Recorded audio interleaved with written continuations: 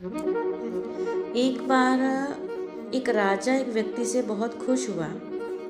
तो उस राजा ने कहा कि हम आपसे इतना खुश हैं किसी बात को लेकर के, तो मैं आपको अपने सारे धन धान्य खजाने सारे खोल करके दिखाता हूँ। आपको 5 मिनट का टाइम देता हूँ।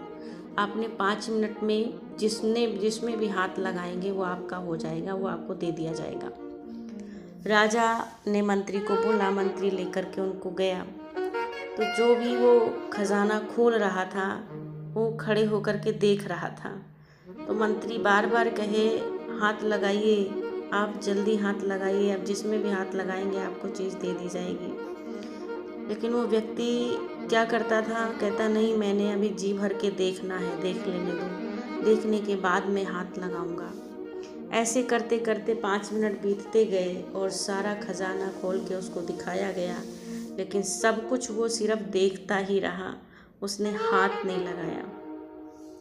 वापस जब दरबार में आए, राजा साहब ने पूछा कि क्या बात है, इन्होंने किसको किसको हाथ लगाया, वो इनको दे दिया जाए। तो मंत्री ने कहा, राजा साहब, इन्होंने किसी भी चीज़ को हाथ नहीं लगाया और इनका समय पूरा होता गया।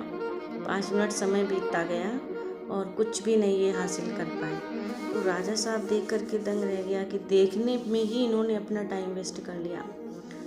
तो देखिए, अगर वो चाहता तो हर एक चीज़ में हाथ लगा सकता था और वो चीज़ों को हासिल कर सकता था। लेकिन हुआ क्या, उस व्यक्ति ने समय की वैल्यू नहीं समझी, इसीलिए वो ऐसा ही रहा।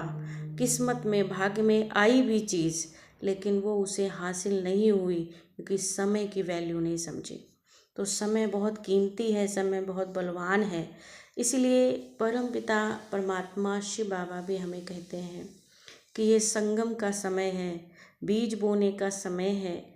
परमात्मा की याद से, मन मनाभव की दिव्य शक्ति से, इस महामंत्र से इस समय को सफल करो। हम जितना समय को सफल करेंगे उतना सारा, जो भगवान ने कहा है कि धन धान्य सुख शांति आनंद, जो ये आंतरिक शक्तियाँ हैं, जो धन है, ये सारी चीज़ें आपके पास होंगी।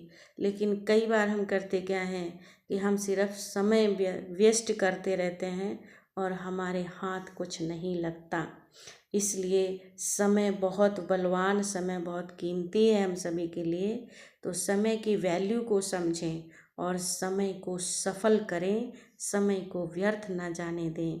इसीलिए कहा जाता है कि समय जा रहा है, तुम कब चलोगे, चलता जमाना, तुम कब चलोगे, तुम कब चलोगे। ओम शांति।